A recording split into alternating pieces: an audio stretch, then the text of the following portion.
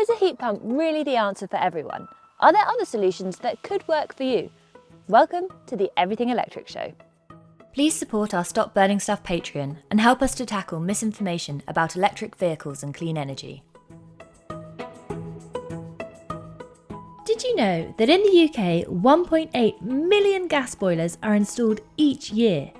That's 1.8 million opportunities to switch to a greener alternative and tackle this massive source of emissions. And whilst we love a heat pump here on the Everything Electric Show, they're not a one-size-fits-all solution. And in fact, the future of homes are going to require a range of different solutions. And today, we're here to talk about this. This is the Zero Emission Boiler, or ZEB, by Tepeo.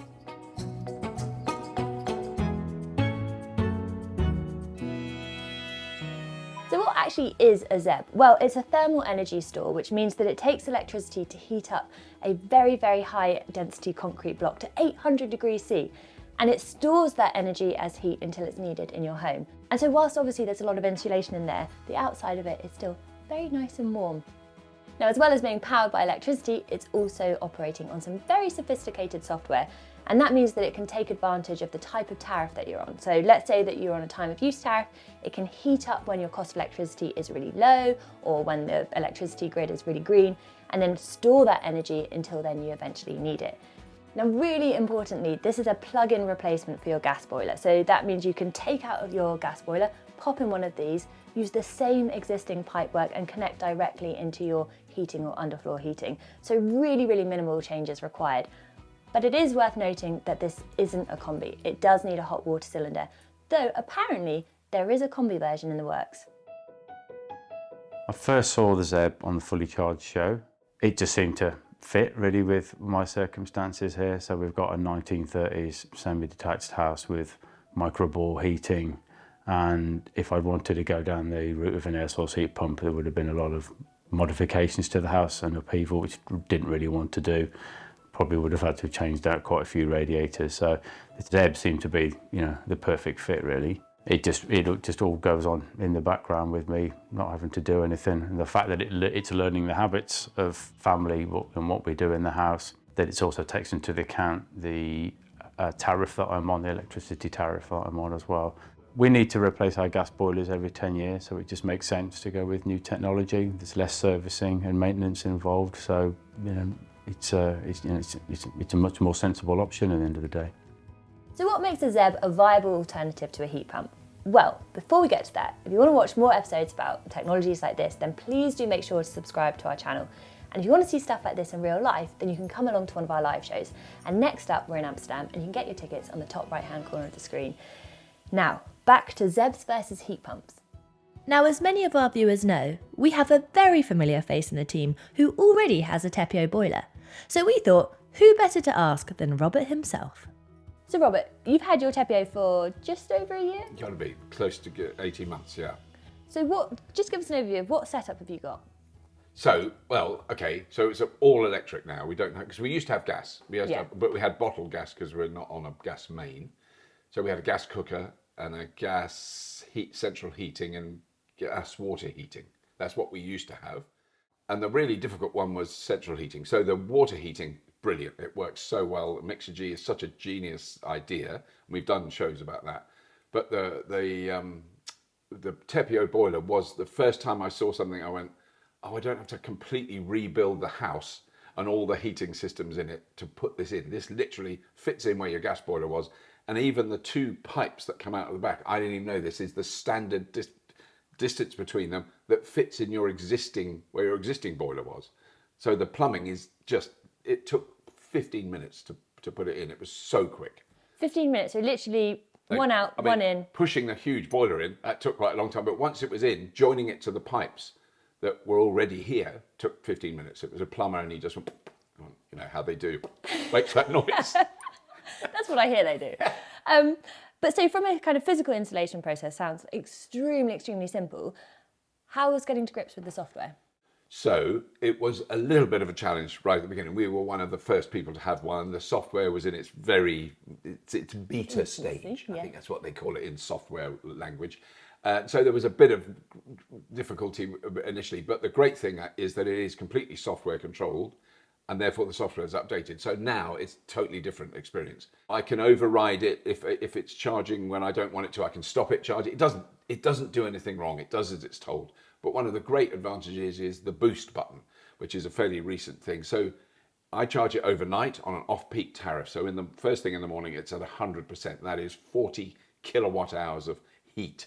And that heat is then transferred into the water in your existing central heating system, and it works.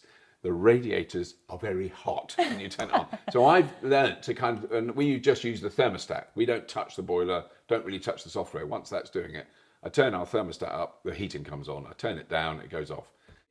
I think we are at the extreme end of that, a house that it can support. If you've got a sort of normal 3-bedroom house, semi-detached house, something like that, that boiler is going to heat your house beautifully. And it's down to insulation then, as we all know. That's the most important thing. So we are well insulated, except for these doors are a little bit leaky, but we've got a lovely man, Peter, who's coming around to sort them out. So one of the things I've noticed is that it is just a white box. I can't see any buttons. No, so you're controlling everything It's all on their software. So the Tepeo software is now you can see the state that's in. So it's not calling for any heat, but it is actually taking in 0.01 of a kilowatt. Ooh, it's pretty straightforward. Like that's quite an elegant, actually, interface to look at and understand pretty easily. Yeah, I mean, I think basically now I don't think it's unfair to say I've reached an age where if I can use the software and understand it, then anyone can. Do you think you've actually saved money through going this direction? I think this is the hardest thing to know, because all I know was my last gas bill was so eye-wateringly huge and it had gone up so much. Well, that was at the time when we had that massive rise in energy. So I think my average bill to fill the tank up, when the tanker came to fill the tank up with liquid petroleum gas, LPG, really natural. I think that it was about £350, and when the last time they came to it, it was 1,280. So it was like a massive increase to do that. Well, that would have lasted us most of a winter. So that's quite a lot of money. I mean, it wouldn't have lasted us a year. It would have lasted us a winter with the central heating and the cooking and everything. So I don't think it's cost more. I really don't. But I don't think it's cost like enormously less. But then I suppose the interesting thing is that you're not exposed to the volatility of the gas price. You're obviously not using gas, which is great. And then also, because of the setup that you have within your home, you can gamify and be sort of super strategic with what it might cost. Yeah. So the vast majority of the electricity it uses is off-peak, so which is, I pay 7p a kilowatt hour, so much cheaper than during the day. So the big clanger question then, why not a heat pump? Really good question. I think primarily because I was thinking about heat pumps, definitely, and that we have the room here. We're lucky. We have enough space to put them in. I don't know where we would have put them, but we could have put them somewhere. It felt like that I would have to adapt a lot more of the house and a lot more of the heating system. And I think there would have been a time in my life when I'd have done that with vigour and glee. And I think I've reached a time like, can we just have something that's really easy? Which is what this was. This was such an easy and quick solution. It was literally a day of disruption to put it in and it was all done. That was the end of it. And I think a heat pump would have been a lot more. If I was building a new house or moving into a new house, and if I was younger, I would get a heat pump without a second thought. And I think it depends on what you've got. So this will really suit some people, and a heat pump will really suit some people. And I think it's possible a heat pump would be cheaper to run once you've installed it, but more expensive to buy. And I suppose it's like all of these things.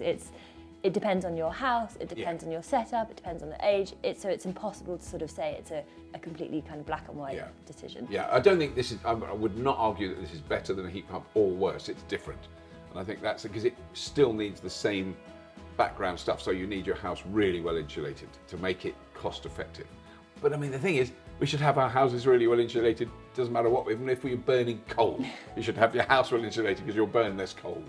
Heat is the single biggest challenge we have in decarbonising the UK, and we need solutions like the ZEB to help reduce our reliance on fossil fuels. But clearly, to maximise the benefit of this kind of technology, it's important to ensure you're not wasting heat in the first place. Now, to find out where to start, you can watch our episode on air permeability, or if you'd like to get to grips with heat pumps, then this is a great place to start.